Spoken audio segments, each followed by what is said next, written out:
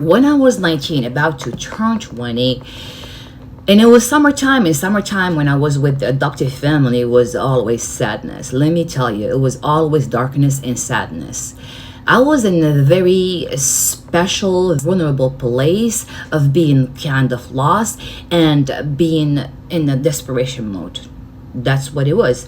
If you know anything about my story, I am the girl from the dumpster, and the adoptive family had pretty much all kind of crazy rules when it comes to me. You're not supposed to be talking to somebody. You're not supposed to be doing this and this and that. The list was crazy, crazy when it comes to me specifically, because they love the control that I willingly gave them. Because they used to wave this card of, oh, if you're not doing what we want you to do, you're gonna go to the streets. You know, we got you from the street, so we're gonna go back to the street. And I was always scared of the street. I was just a kid, you know what I'm saying? So I had just to play the game. Speaking of the game, I was always the exception of any kind of rules. So basically, people used to create this persona for the outside world. Like when they are home, they are themselves, you know, the ogres or whatever, the frogs. But outside world, they used to play this persona to be perceived and liked by the collective, you know. I used to do the opposite. I built my own persona for the home, for the life inside the home with the family, to keep myself safe. Outside, that was always myself, but inside, that was the persona.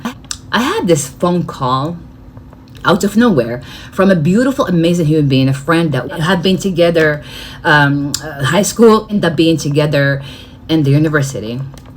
She was an amazing girl. I love you so much. God bless you and protect you and gives you everything you want. And I love you so much, to the moon and back. She's the one who taught me how to shave, by the way. The story is out there. You can check it out.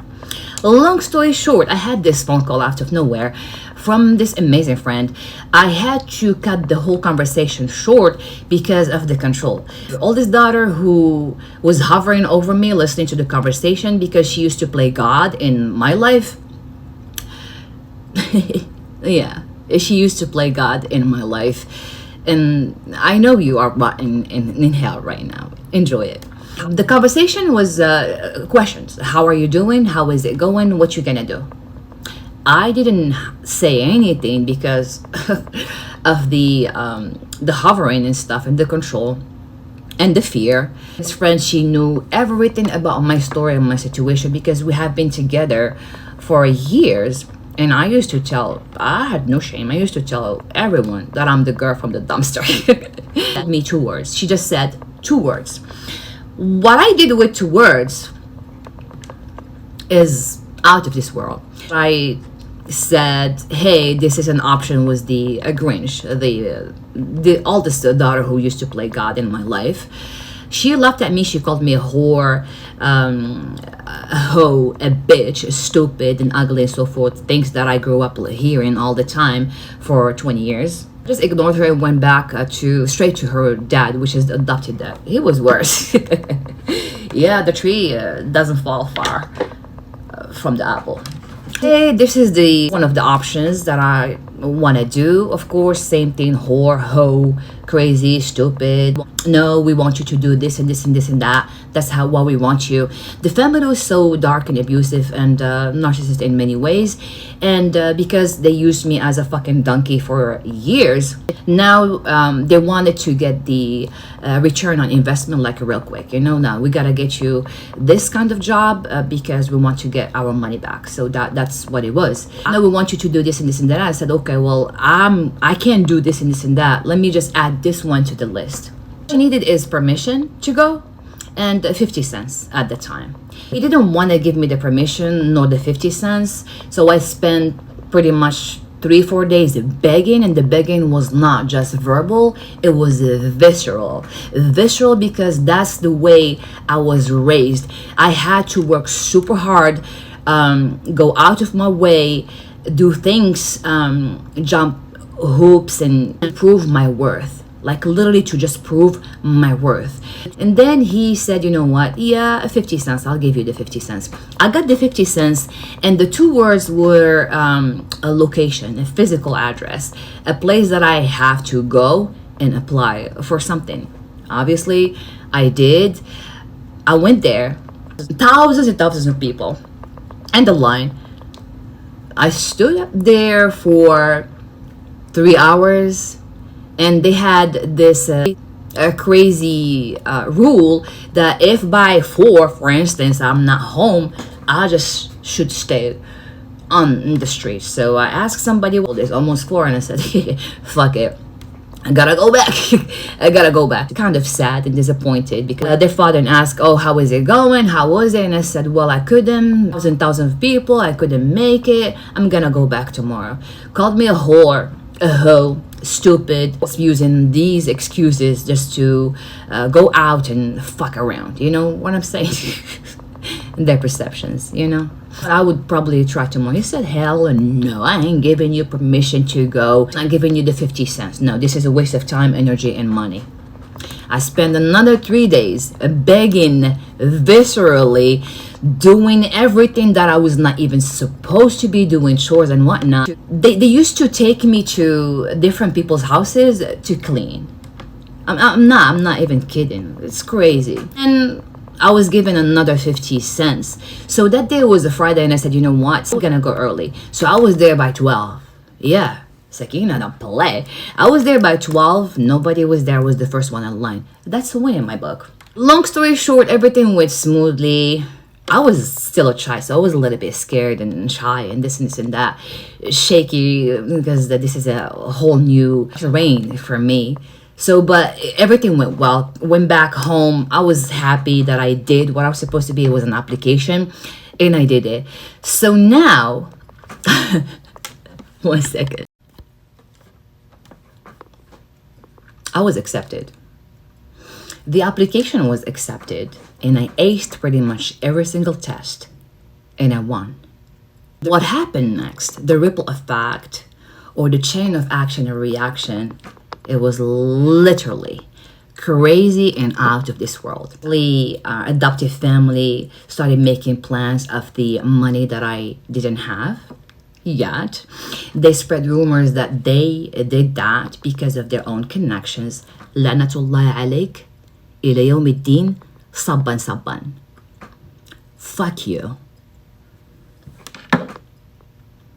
Fuck you. The small scale of collective, which is the neighborhood, who witnessed my entire life, the abuse, the usury, the trauma, the drama, the narcissism, who witnessed everything and never said shit. They were looking at me like I am just lucky. How did you do it? Wow, we didn't know you had it in you. Wow. Look at you. Yeah, we didn't know. It was a life-changing event and decision, to the point that all the scums, rats, and bullies came out of nowhere. They all wanted to be my friend. They all wanted to show love and support with this deep envy and secret animosity and hate because it was me. They all wanted to know if I am just lucky or that's who I am. They wanted to get the secret and the sauce. How did I do it? I mean, I was not supposed to be winning. You know what I'm saying? Because I was the girl from the dumpster. Men, on the other hand, oh my gosh. The guys who used to follow me, scared the shit out of me, many times tried to rape me because I was the girl from the dumpster, the one who is already abused and used. I mean, who's gonna give two flying fingers about this girl if she get raped? You know what I'm saying? Now they started approaching me from a whole different perspective and angle, wanted to marry me. Yeah. Because they said they didn't know I was this smart. They didn't know that I can speak different languages. They didn't know that I was good at school and stuff. And being abused and used and, you know, strong and built, it was a bonus. So now I became not just the prey material because I was the girl from the dumpster. I became wifey material. So cute. Guys who were kind of a little bit never paid attention to me, but they used to make fun of my body because I was super skinny and muscle. They used to call me a guy. And then they spread rumors that I was a lesbian for years. And then who made fun of my thick eyebrows and my mustache. They wanted to marry me too. Jesus came out of nowhere with this proposal of marriage with conditions. Yeah, we're gonna marry you, but you're not supposed to be talking. You're not supposed to be speaking. We're gonna take all your money, but we're gonna give you a home. So much better than the adoptive family home, you know? You're gonna just sit down, do what we want you to do, shut the fuck up, and have kids, and that's about it. I became the Messiah.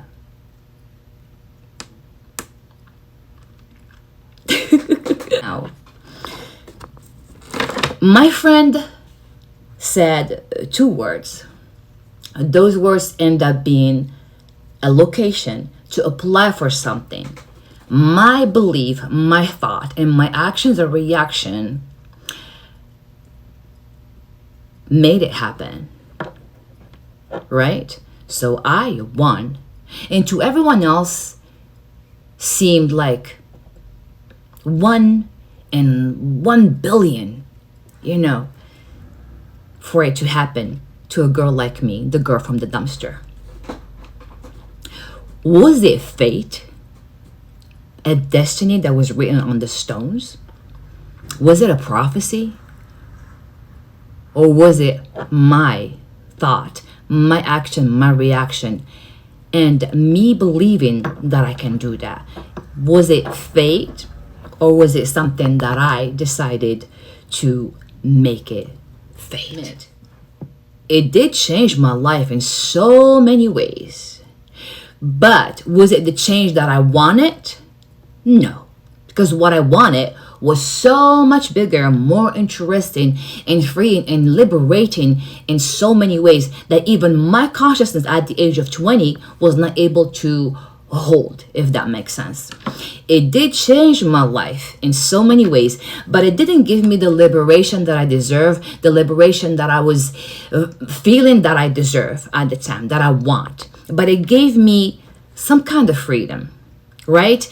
It was pretty much at the time a pretty amazing, strong, and a powerful bargaining chip and card that I could use to my own advantage, but I didn't have the knowledge that it requires to do so, to negotiate with the strong and powerful bargaining chip that I had at the time. I didn't have the consciousness that I have right now, and I didn't have the social skill to see it for exactly what it is and use it for my own advantage. Was it fate? Was it something that is written on the stones? Was it one and only fate? Or was it one in millions and millions of possibilities of fates that were tethered in the ether, all happening at once? But based on what I'm observing, what I was told, what I believed to be true, what I did, what I sacrificed to make it happen, made it happen in the 3D. Because it did change my life in many ways, but it's not the change that I wanted, but it was a change. You know what I'm saying? The abusive, narcissistic, adoptive family, they never wanted to give me anything that I want, nothing that I dream about or of, nothing that I think I deserve, because everything was too much. For Shwekina, everything was too much for the girl from the dumpster. You're not supposed to be dreaming about anything. You are supposed to follow the script, their own script. They had plans for the future. I was using abuse since I was 5 or 6, and then I was the donkey who worked so hard for free for years. And then I became this cow who is supposed to be milked, used, and abused financially until she dies. That was the plan. And I saw it a little bit late, but that's okay. That timing was the perfect timing. And I said it many times now that I see things from a whole different perspective, and it's amazing how you are able to go back in space and time and reverse engineer everything and see everything from a whole different perspective. And everything is about perspective, and you see how powerful you are and how highly guided and highly divinely protected you are. It's a game changer. So they want me to just do what they want, go with their flow, go with their script and plans, because when you are not consciously living, you are literally like a loose dry leaf in the wind. When you're not consciously busy manifesting for yourself, you are literally manifested by the collective. And that's exactly what it was. The usury, the abuse, the craziness, and the milk and the cow thing, it was not just from them. It was basically from everything and everyone else that was manifesting themselves in the reality that I was in at the time. So now that I'm sharing this small piece of a way bigger story, my life, it got me thinking about something. Many things come to mind, specifically from this small piece of a way bigger puzzle. But one thing for sure is the mystical set of Eat, Pray, and Love. I just cannot shut up about that book and that movie because it was a scam. Specifically the whole palm tarot like reading, because it was the pumping heart for the whole story and book and movie. The palm and tarot reading that gave Liz the permission she was obviously desperately seeking for years. So now, the palm reading itself, was it a prophecy? Was it fate? Was it one of millions and millions of prophecies and possibilities and fate that were all tethered in the ether, all happening at once? It was one small suggestion from a whole different stranger somewhere in the world, and she decided to take action based on that suggestion and make it fade. People who are not mature enough, consciously living, being the main character in their own story, is always easy, freeing, and liberating to just take somebody else's suggestion and act on it, make it the fate, and make it the prophecy. And that's exactly what happened to Liz. Because specifically in her own emotional burnout, she clung to that prophecy, that fate, that suggestion like a gospel, and she made it happen. Spiritual tools like tarot, palm reading, face reading are used, overused, and abused for a lot of reasons. For insight, the wrong one, because if you are looking for anything outside of you, you are looking at the wrong places. If you are waiting for somebody to tell you anything about your future, you are literally on the wrong side of your own history. But most of the time they are used to escape their own darkness and realities, instead of taking responsibility, accountability, facing your own fears and shadows and darkness and bad decisions and so forth. It is so crazy in many ways and levels, y'all, how societies are pushing everyone, specifically women, to go outside of themselves to look for something that is literally within. It is crazy and wild to me. This is my own personal opinion, and I don't give a two flying fingers about anything or anyone. The movie was a scam, is still a scam, and it will always remain a scam. We are going through a massive collective awakening, specifically women shaking the boat, shaking the old beliefs. Good for you, more power to women. It is funny in many ways and levels, you all, how one palm reading became the catalyst for a whole polished and curated healing journey outside of yourself. Self-indulgence, self-love, disguised as a destiny. Child. Let's decode, shall we?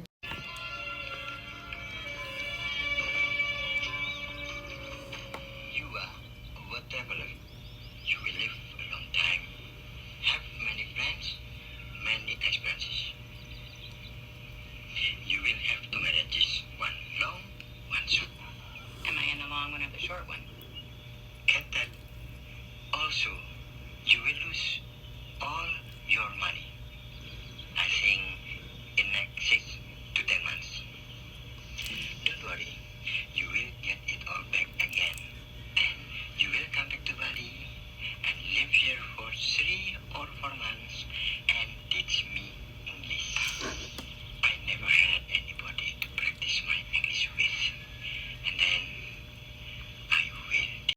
she took Mr. Juan, Mr. Handsome, to the palm reader. The things that men are willing to do for a free pussy are wild. What traveler He says that to everyone. already make your money? You don't have young man ambition. He's good. You have 3 children. 2, that's a colors. And you have divorce. Very difficult. You love her very much. You haven't eaten food. Now you are scared to open your heart. You are afraid hurt will happen to you again.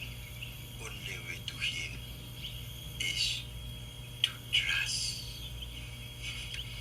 It's okay to have broken heart. If you ask me, is there anything true in that book and the movie? I would say yes. Let me show you. You healed me too, Gita. If it wasn't for you, I wouldn't have come back to Bali and I wouldn't have come back to myself. You want coffee? Roast leg? Coffee. Terima kasih. I get you coffee. You fly back to America soon. In 2 hours. Have you ever been on an airplane, Gita? It don't have no teeth. You are good friend, Johnny. You are like daughter. When I die, you will come back to Bali. Come to my cremation. Balinese cremation ceremony is very fun. It is so healing, liberating, and humbling at the same time to understand and make peace with the fact you don't know everything. You don't need to know everything. You cannot know everything. You cannot control everything. You can only control what you can control, meaning what you can see, what you can observe, and what is brought already to your own awareness. He had his own needs, weaknesses, fantasies, limitation like everyone else. They did help each other somehow. Was it the help it was needed? Was it the help that was necessary? Was it the help they wanted? Was it the right way to help? Was it the wrong way to help? No sé, mi amiga. I'll let you answer that one else in the comment section. All I know is the path of a million miles start always with the first step. Was it the right one or the left one? All I can say is it was not spiritual by any means.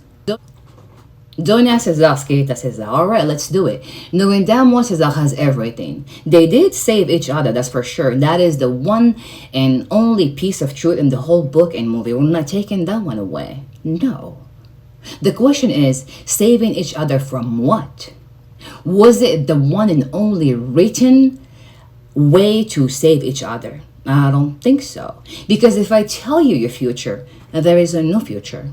I am literally stripping you away from your own free will to go and try and be your future self, which is literally happening right now. Bottom line, living your life in your own shadows and maybe some other people's shadows around you, the collective shadow and ego, if you will, without knowing who you are deep down, how powerful you are, no understanding self-awareness and self-consciousness makes you very vulnerable, open to a lot of bad stuff, makes you highly suggestible, and doing what people want you to do and expect you to do is no way to live a healthy life. And as a consequence, this blocks any possibility of potential for you to reach your highest potential. And that makes you, I know this is extreme, that makes you the blind man in the blind land and the one-eyed man at the same time.